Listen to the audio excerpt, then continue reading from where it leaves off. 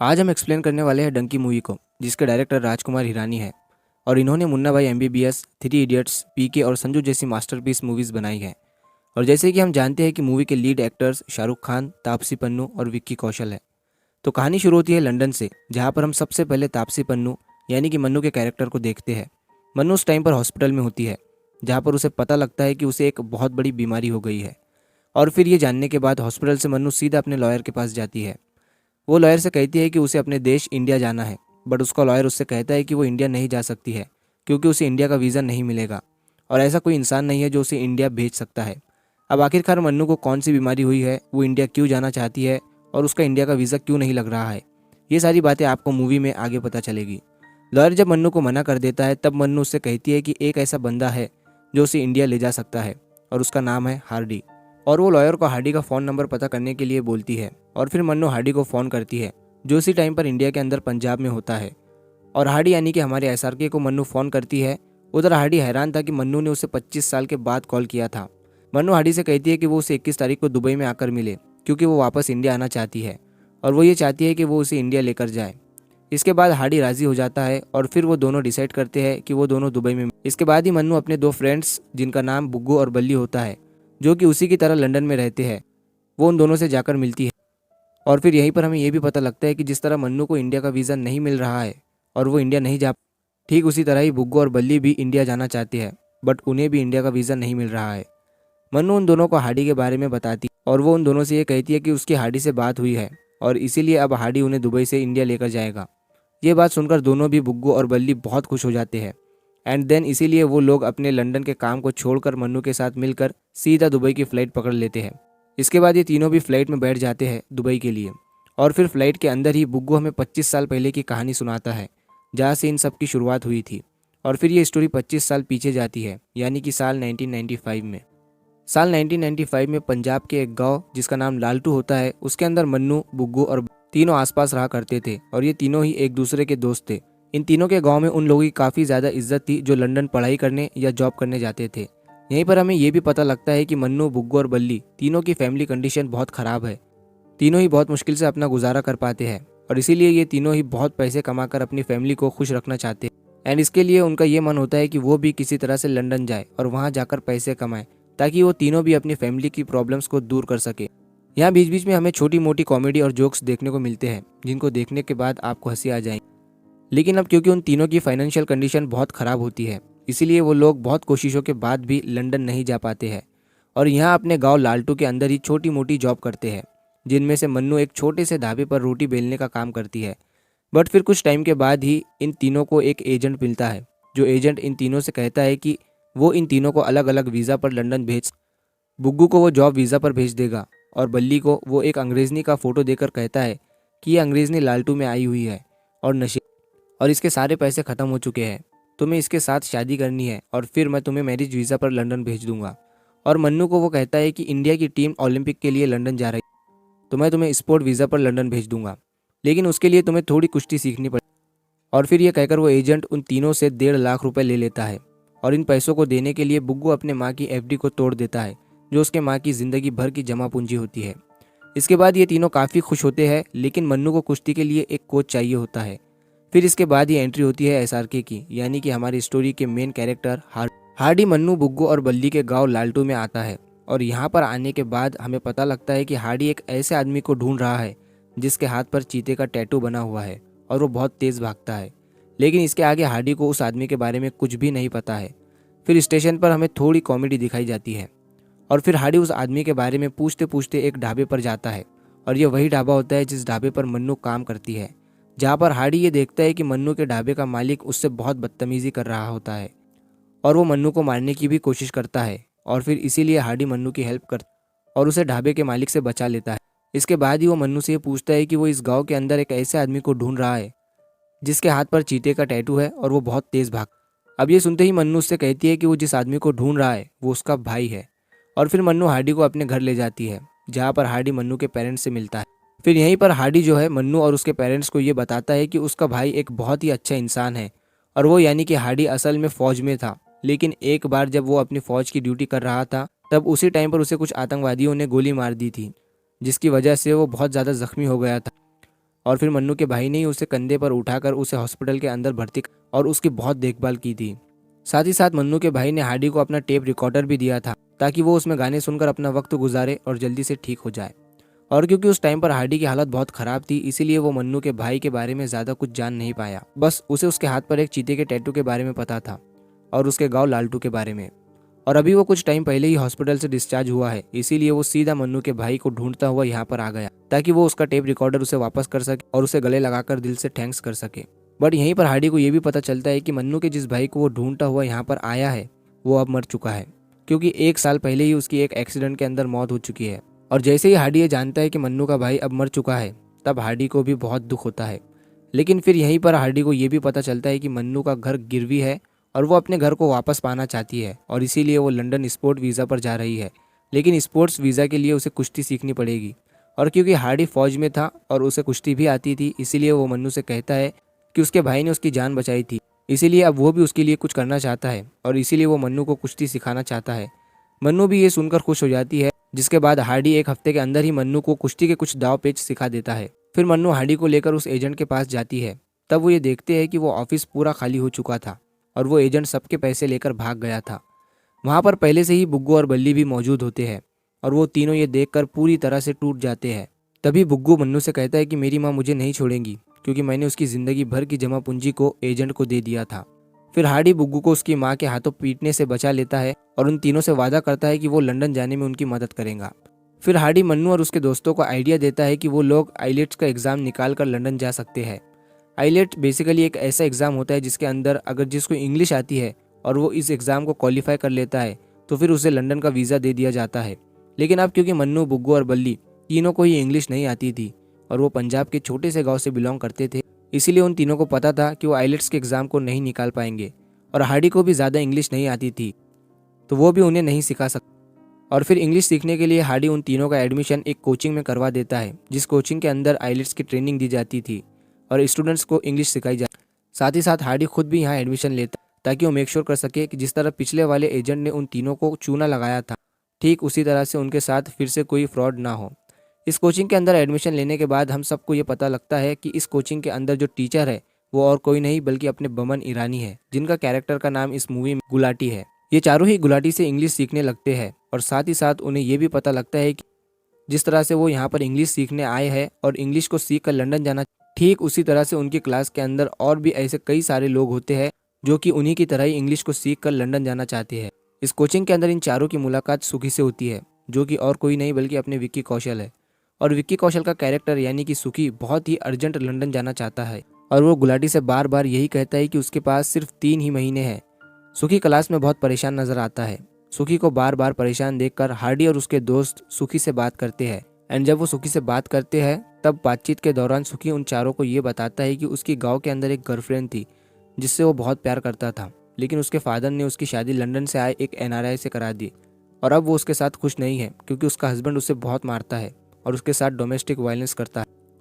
And then उसकी girlfriend उसे phone करके यही कहती है कि वो यहाँ लंदन आए और उसे ले जाए एंड इसीलिए सुखी लंदन जाना चाहता है ताकि वो अपनी जीएफ के पास जा सके और उसे लंदन से वापस इंडिया लाए। सुखी के अलावा उसकी बात कोई भी नहीं सुनता है। इसके बाद वो पांचों बहुत ही मेहनत से इंग्लिश की पढ़ाई करते हैं एंड देन वो सभी आइलेट्स के एग्ज़ाम देते हैं और इसी में हमें बहुत सारी कॉमेडी भी दिखाई जाती है। लेकिन जब एग्ज़ाम का रिजल्ट आता है तब हम सबको ये पता लगता है कि उस एग्ज़ाम में उनकी क्लास में से सिर्फ और सिर्फ बल्ली ही पास हुआ है और बल्ली के अलावा बाकी सब फेल हो चुके हैं, यहाँ तक कि सुखी भी। सुखी इस बात से बहुत ज़्यादा नाराज़ हो जाता है और वो बिल्कुल होपलेस हो जाता है। और जब गुलाटी अपने क्लास के लिए बल्ली की फ़ोटोज़ खींचने आता है तभी सुखी गुलाटी के मुंह पर चप्पल मारकर उसे वहाँ से भगा देता है। तभी हार्डी सुखी को समझाता है कि बल्ली स्टूडेंट वीज़ा से लंदन जा रहा है एंड देन जैसे ही वो लंदन जाएगा वैसे ही वो सुखी की गर्लफ्रेंड से उसकी बात करवा देगा और फिर जैसे ही मौका लगेगा वो उसे इंडिया लाने की भी कोशिश करेगा। सुखी ये बात जानकर बहुत खुश हो जाता है और इसीलिए वो रोज़ बल्ली के फ़ोन का वेट करता है ताकि जल्दी से बल्ली लंदन पहुंचे और वो वहां जाकर उसकी जीएफ से उसकी बात करवाए। इसी बीच गुलाटी सुखी से मिलने आता है और शर्मिंदा होकर उसे माफ़ी मांगता है और तभी गुलाटी सुखी से कहता है कि वो अपना बैग पैक कर ले, वो लंदन जा रहा है। हार्डी गुलाटी से पूछता है कि कैसे, क्योंकि सुखी तो एग्ज़ाम में फेल हो चुका है। तभी गुलाटी सुखी और उसके दोस्तों को डंकी रूट के बारे में बताता है कि अगर जब लोग लीगली लंदन नहीं जा पाते हैं तो वो इलीगल तरीके का इस्तेमाल करके डंकी रूट से लंदन जाते हैं, लेकिन इस रास्ते में बचने का चांस सिर्फ 25% हो। गुलाटी सुखी और उसके दोस्तों को ये बता ही रहा होता है कि तभी लंदन से बल्ली का फोन आता है। ये सुनकर सुखी वहां से चला जाता। बल्ली सुखी को फोन पर यह बताता है कि सुखी के आइलेट्स के एग्जाम की फेल होने की खबर उसके जीएफ को मिल गई थी और बल्ली के वहां उसकी गर्लफ्रेंड ने सुसाइड कर लिया है, क्योंकि उसे ऐसा लगा कि सुखी अब उसे बचाने नहीं आ पाएगा। अपने गर्लफ्रेंड के सुसाइड के बारे में सुनते ही सुखी बिल्कुल होपलेस हो जाता है और इसीलिए वो अपने बॉडी में आग लगाकर खुदकुशी कर लेता है। ये देखकर हार्डी, मन्नू और बुग्गू तीनों को बहुत बुरा लगता है और तीनों सुखी की मौत से बहुत ही शौक में आ जाते हैं। अब सुखी की मौत देखने के बाद हार्डी ये सोचता है कि कहीं लंदन ना जाने के कारण मन्नू और बुग्गू भी आत्महत्या ना कर ले, इसलिए वो उनसे वादा करता है कि वो उन्हें डंकी के रास्ते से लंदन पहुंचाएगा, बस वो दोनों ऐसा कदम ना उठाए। और यहीं पर मूवी का इंटरवल हो जाता है। अब सेकंड हाफ में हम ये देखते हैं कि हार्डी ने अपनी ज़मीन बेचकर जो लोग डंकी करवाते हैं उन एजेंट की फीस भर दी है और अब ये लोग डंकी के रास्ते पर निकल पड़ते हैं। उनके साथ उनके इंग्लिश क्लास के 3 और दोस्त भी थे जो लालटू में ही रहते थे, जिनका नाम गुलाब, चमेली और पप्पी था। अब वो 6 के 6 एक एजेंट से मिलते हैं जो उनकी डंकी कराता है और वो एजेंट सभी को ये बताता है कि इस डंकी के अंदर उन सभी को सबसे पहले एक बोट के जरिए इंडिया के बॉर्डर तक ले जाया जाएगा, फिर वहाँ से पाकिस्तान और फिर पाकिस्तान से वो बाय रोड अफगानिस्तान जाएंगे और फिर ईरान से तुर्की एंड देन एक शिफ्ट के जरिए वो लोग लंदन जाएंगे और इस पूरे प्रोसेस के अंदर लगभग 3 महीने का वक्त लगेगा। और फिर वो सब मिलकर पहले बोट के जरिए इंडियन बॉर्डर पर जाते हैं, देन बॉर्डर के पास से वो पानी में तैरते हुए बॉर्डर को पार करके पाकिस्तान पहुंचते हैं। यहाँ पर उनकी हालत बहुत ख़राब हो जाती है क्योंकि उन्होंने रात भर पानी के अंदर चलकर बॉर्डर को पार किया था। तभी हार्डी सभी को बल्ली की लंदन से भेजी हुई फ़ोटोज़ बताता है, जिसको देखने के बाद हमें पता चलता है कि 6 महीनों के अंदर ही बल्ली ने लंदन में अपना खुद का बंगला बना लिया था, खुद की गाड़ी ले ली थी और बल्ली वहाँ पर अच्छी लाइफ जी रहा था। ये देखकर सबका जोश और भी बढ़ जाता है। फिर वो लोग दूसरे एजेंट से मिलकर ट्रक्स में छुप छुप कर अफगानिस्तान जाते हैं।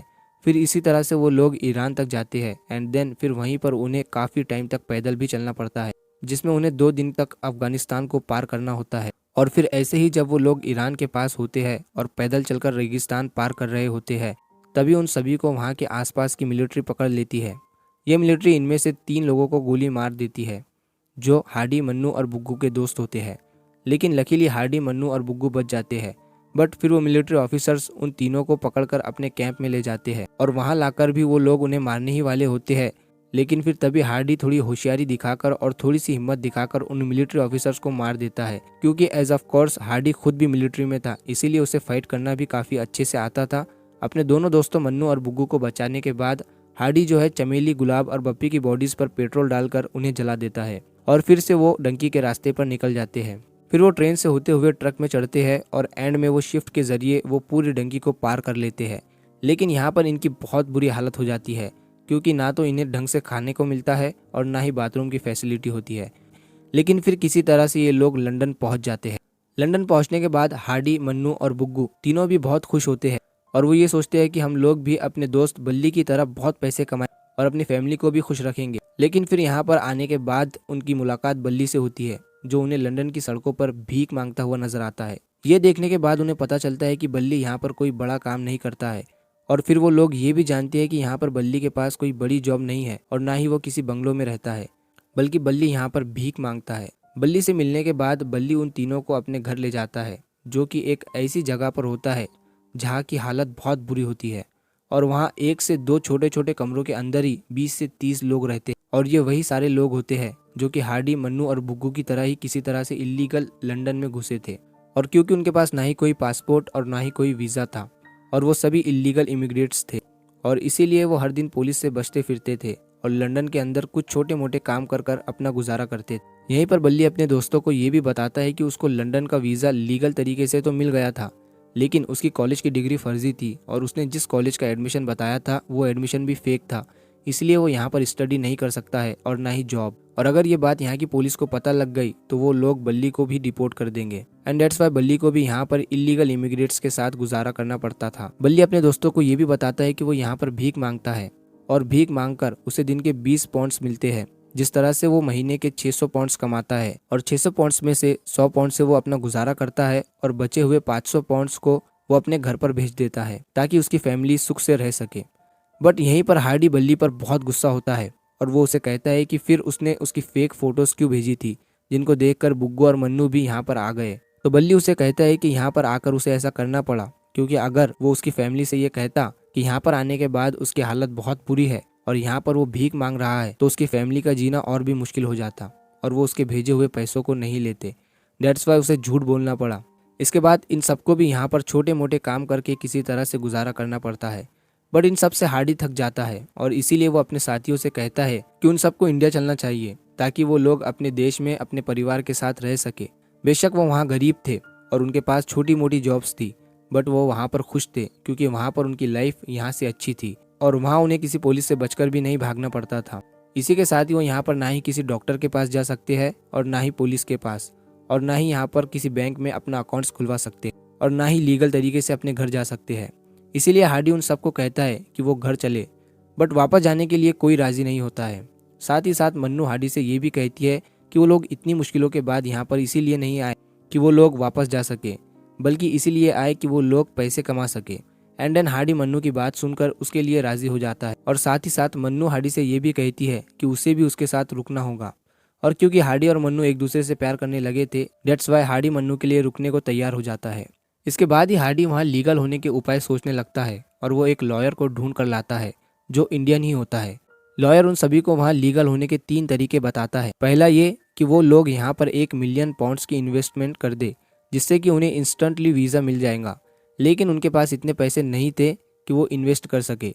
फिर लॉयर उन्हें दूसरा तरीका बताता है कि उन्हें यहाँ के किसी एक सिटीजन से शादी करनी पड़ेगी, और तीसरा तरीका वो उन्हें बताता है कि उन्हें कोर्ट में ये कहना पड़ेगा कि उन्हें अपने देश से खतरा है, इसीलिए वो भागकर यहाँ आ गए और अब यहीं रहना चाहते हैं। इसके बाद यहाँ की गवर्नमेंट उन्हें शेल्टर दे देंगी। तीसरे तरीके को भी हार्डी कैंसिल कर देता है क्योंकि वो यहाँ रहने के लिए अपने देश को बुरा नहीं बोल सकता है क्योंकि वो एक फौजी था। लॉयर उनसे कहता है कि सबसे बेस्ट सेकंड तरीका है, मैंने अपने साथ ही एक नशेड़ी को लाया है जो कुछ पैसों के लिए मन्नू से शादी करेगा और शादी होते ही मन्नू यहाँ की सिटीजन हो जाएंगी और फिर वो उसे डिवोर्स दे देगा, जिसके बाद मन्नू हार्डी से शादी कर सकती है और फिर धीरे धीरे उन सभी को यहाँ की सिटीजनशिप मिल सकती है। उन सभी को ये तरीका ठीक लगता है और फिर इसीलिए वो सभी लोग शादी के लिए चर्च में जाते हैं। But as we all know, Christian marriage के अंदर शादी तभी कंप्लीट होती है जब किस हो। तो फादर मन्नू को किस करने के लिए कहता है, तब इस बात से हार्डी गुस्सा हो जाता है और वो वहाँ पर तोड़फोड़ कर देता है, जो देखकर चर्च का फादर सीधा पुलिस को फ़ोन कर देता है। पुलिस वहाँ आकर उन सबको उठा लेती है और उन सबको कस्टडी में लेकर ये जान जाती है कि वो लोग सभी यहाँ पर इलीगल तरीके से आए हैं और फिर इसीलिए उन सभी को कोर्ट में पेश किया जाता है। इसी बीच उनके पास वही लॉयर आता है जो कि उन सब से कहता है कि ये उनके पास आखिरी मौका है और इसीलिए अगर वो कोर्ट के अंदर जज के सामने ये बोल देंगे कि उन सभी को अपने देश इंडिया से खतरा है तो फिर उन्हें यहाँ पर शेल्टर मिल जाएंगी और फिर वो लोग यहाँ पर रह सकते हैं। लेकिन फिर जैसे ही उन सबका ट्रायल होता है और वो लोग जज के सामने आते हैं, तब वहाँ पर हार्डी झूठ नहीं बोलता है और वो ये कहता है कि उसे अपने देश में कोई खतरा नहीं है। लेकिन हार्डी को छोड़कर मन्नू, बुग्गू और बल्ली तीनों लॉयर की बात मान जाते हैं और वो लोग ये बोल देते हैं कि उन्हें अपने देश के अंदर खतरा है, जिस वजह से हार्डी को छोड़कर बाकी उन तीनों को वहाँ रहने की परमिशन मिल जाती है। और उसके बाद हार्डी को इंडिया के अंदर डिपोर्ट कर दिया जाता है, जिसके बाद उसे प्लेन में बिठाकर इंडिया छोड़ दिया जाता है और मन्नू, बुग्गू, बल्ली तीनों ही लंदन में रह जाते हैं। इसके बाद ये पास्ट की स्टोरी एंड हो जाती है और हमें प्रेजेंट का सीन दिखता है जहाँ पर मन्नू, बुग्गू, बल्ली तीनों ही दुबई पहुँचते हैं और वहाँ पर वो हार्डी से मिलते हैं। हार्डी से मिलकर मन्नू उसे ये बताती है कि उसे ब्रेन ट्यूमर हो गया है और डॉक्टर के हिसाब से वो सिर्फ 1 महीने तक ही जिंदा रह सकती है, यानी कि 1 महीने के अंदर ही उसकी मौत हो जाएगी। और इसीलिए वो चाहती है कि वो अपने आखिरी दिनों में अपने घर जाए ताकि उसकी मौत अपनों के बीच हो। लेकिन अब क्योंकि उन्होंने 25 साल पहले लंदन की गवर्नमेंट से ये बोला था कि उन्हें इंडिया से खतरा है, इसीलिए उन तीनों की बहुत कोशिशों के बाद भी लंदन की सरकार ने उन्हें इंडिया का वीज़ा नहीं दिया, जिस वजह से वो सभी डायरेक्ट इंडिया नहीं जा सकते हैं। एंड डेट्स वाई उन्होंने हार्डी को दुबई में बुलाया है क्योंकि हार्डी ने ही उन्हें पहले डंकी के रास्ते से इंडिया से लंदन लाया था। सो इसीलिए वो ये चाहते हैं कि अब हार्डी फिर से उन तीनों को उनके घर ले जाए। बट हार्डी उनसे ये प्रॉमिस करता है कि वो उन तीनों को डंकी के रास्ते से नहीं बल्कि प्लेन में बिठा कर ले जाएगा। अपने दोस्तों को इंडिया ले जाने के लिए हार्डी अपने कोचिंग टीचर गुलाटी से बात करता है, जिसके बाद गुलाटी हार्डी को एक एजेंट का नंबर देता है जो कि दुबई में ही रहता है। हार्डी सीधा उस एजेंट से मिलता है और उसे ये कहता है कि उसे इंडिया जाना है, जिसके बाद हार्डी एजेंट के साथ मिलकर इंडिया जाने का प्लान बनाता है। इसके बाद ही वो एजेंट हार्डी, मन्नू, बुग्गू और बल्ली चारों को एक कंटेनर में डलवा देता है और उन चारों से ये कहता है कि ये कंटेनर पानी के रास्ते से सीधा इंडिया जा रहा है और इसीलिए अगर वो इसके अंदर जाएंगे तो सीधा इंडिया में गुजरात जाएंगे, जिसके बाद गुजरात पहुंचते ही वो सुबह अपने घर जा सकते हैं। कंटेनर में घुसने से पहले हार्डी अपने सारे दोस्तों से कहता है कि वो सब अपने पासपोर्ट को जला दे क्योंकि उसके दोस्तों के पास यूके का पासपोर्ट होता है, यानी कि लंदन का, और उसके साथ ही हार्डी उन सभी को इंडिया के ड्रेस भी पहनाता है और इंडिया की कुछ बुक्स और न्यूज़पेपर भी उनके बैग्स में रख देता है ताकि वो सब बिल्कुल इंडिया के लगे। और हार्डी अपने दोस्तों से ये कहता है कि वो ये सब इसलिए कर रहा है ताकि जैसे ही वो लोग गुजरात पहुंचे और अगर उन्हें वहां पर कोई पुलिस या मिलिट्री पकड़ ले तो वो ये साबित कर सके कि वो लोग इंडिया से है। इसके बाद ही वो सभी कंटेनर के अंदर चले जाते हैं, लेकिन कंटेनर का दरवाजा लगाते वक्त एक आदमी उनसे कहता है कि अब ये कंटेनर सीधा लंदन में ही खुलेगा। ये सुनने के बाद हार्डी और उसके दोस्त हैरान हो जाते हैं और वो ये सोचते हैं कि हमें तो इंडिया जाना है और हम गलत कंटेनर में बैठ गए हैं। हार्डी कंटेनर के अंदर से उस दुबई वाले एजेंट को कॉल करता है, लेकिन वो एजेंट कॉल कट कर देता है। दरअसल ये उस एजेंट का ही प्लान होता है और वो दुबई की पुलिस को कॉल करके ये बता देता है कि कुछ लोग इल्लीगली लंदन जा रहे हैं। ये खबर मिलते ही दुबई की पुलिस उस एजेंट के साथ सीधा कंटेनर के पीछे जाती है और वो शिफ्ट के अंदर से उस कंटेनर को निकाल लेती है जिसमें हार्डी और उसके दोस्त होते हैं। और फिर सऊदी की पुलिस उन चारों को पकड़ लेती है। वो शिफ्ट सीधा लंदन जा रही थी और इसीलिए सऊदी की पुलिस उन चारों से कहती है कि हम जानते हैं कि तुम चारों लंदन जा रहे थे और तुम लोग एक्चुअल में इंडियन हो। यहीं पर सऊदी की पुलिस उन चारों की तहकीकात करती है और इसी टाइम पर हमें ये पता लगता है कि असल में ये सारा प्लान हार्डी का था, क्योंकि हार्डी ये जानता था कि इल्लीगल इंडिया में घुसना बहुत मुश्किल है और जो पहले उन्हें प्रॉब्लम्स हुई थी वो वैसी प्रॉब्लम्स अपने दोस्तों को दोबारा नहीं देना चाहता था। साथ ही साथ हार्डी ने अपने दोस्तों को ये भी प्रॉमिस किया था कि वो उन सभी को इंडिया प्लेन में ले जाएगा, इसीलिए वो कहीं ना कहीं अपने प्लान के जरिए अपने वादे को पूरा कर रहा था। सऊदी की पुलिस जब इन चारों की तहकीकात करती है तभी हार्डी अपने तीनों दोस्तों की आइडेंटिटी को बदल देता है, क्योंकि एज ऑफ कोर्स हार्डी के तीनों दोस्तों की आइडेंटिटी यानी कि मन्नू, बुग्गू और बल्ली ये तीनों ही अब लंदन के थे और उनके पास लंदन की सिटीजनशिप थी, जिस वजह से उन्हें इंडियन नहीं माना जाएगा। और इसीलिए हार्डी इन तीनों के नाम अपने उन दोस्तों से बदल देता है जिन 3 दोस्तों को डंकी के दौरान ईरान की मिलिट्री ने मार दिया था, जिनका नाम चमेली, गुलाब और पप्पी था। इसके बाद ही चारों के नाम को लेकर सऊदी की पुलिस इन्वेस्टिगेशन करती है और इंडिया से कांटेक्ट भी करती है, जिसके बाद उन्हें ये पता लगता है कि इस नाम के सारे लोग इंडिया के सिटीजन हैं। और फिर सऊदी की पुलिस उन चारों को सीधा प्लेन में बिठाकर डायरेक्टली इंडिया में डिपोर्ट कर देती है, जिसके बाद एक बार फिर से हार्डी के प्लान के मुताबिक वो और उसके सारे दोस्त इंडिया वापस आ जाते हैं। फिर अपने गांव जाकर हार्डी के तीनों दोस्त बहुत खुश हो जाते हैं। वो सभी सीधा अपनी फैमिली से मिलते हैं, जहां वो ये देखते हैं कि उनकी फैमिलीज भी बहुत खुश है और जो उन्होंने लंदन से पैसे कमा कर भेजे थे उससे उनकी फैमिली ने भी काफ़ी तरक्की कर ली है। और फिर इसीलिए वो सभी अपनी अपनी फैमिली के साथ रहने लगते हैं। इसके बाद ही हार्डी और मन्नू दोनों को ये भी पता लगता है कि दोनों ने अभी तक किसी से शादी नहीं की है और वो अभी भी एक दूसरे से प्यार करते हैं। और हार्डी भी अपनी जवानी के टाइम से ही मन्नू को प्रपोज करना चाहता था, लेकिन वो कभी भी ऐसा कर नहीं पाया। और फिर इसीलिए इस बार हार्डी और मन्नू दोनों भी मन्नू के घर की छत पर होते हैं, जहाँ पर हार्डी मन्नू को प्रपोज करने वाला होता है, लेकिन उसके प्रपोज करने से पहले ही उसके सामने ही मन्नू की डेथ हो जाती है, क्योंकि एज ऑफ कोर्स मन्नू को ब्रेन ट्यूमर था और उसके पास 1 महीने से भी कम का वक्त था। इसीलिए यहीं पर ऑन द स्पॉट मन्नू मर जाती है, जो देखकर हार्डी को बहुत ही दुख होता है। लेकिन फिर हार्डी ये सोचता है कि आखिरकार मन्नू की आखिरी इच्छा पूरी हो ही गई, क्योंकि मन्नू की आखिरी इच्छा यही थी कि वो जब मरे तो वो अपने घर में अपने परिवार के साथ मरे, और ऐसा हुआ भी। और फिर इसके आगे एक सीन में हम ये देखते हैं कि हार्डी अपने दोनों दोस्त जो कि बुग्गू और बल्ली होते हैं उनके साथ लालटू में बड़े ही खुशी से रहता है, और यहीं पर ये मूवी ख़त्म हो जाती है। दोस्तों, इस मूवी में बहुत ज़्यादा कॉमेडी और इमोशन है और इस मूवी के सीन ऐसे बनाए गए हैं कि आपको हंसी आ जाएंगी, और इमोशन तो भाई साहब आप पूछो ही मत। मुझे इस मूवी का सबसे अच्छा, सबसे इमोशनल सीन वो लगा जब हार्डी और उसके दोस्त लंदन पहुंचते हैं और वहां उन्हें जब बल्ली भीख मांगता हुआ मिलता है और जब बल्ली हार्डी को गले लगाकर रोता है ना, तो भाई साहब पूछो मत, आपकी आंखों में आंसू आ जाएंगे। तो दोस्तों, ये मूवी डंकी रियल इवेंट्स पर बेस्ड है। बहुत से लोग हर साल इलीगल तरीके से, मतलब कि डोंकी रूट से दूसरे देशों में जाते हैं एक बेहतर ज़िंदगी की तलाश में, लेकिन कई लोग रास्ते में ही मर जाते हैं।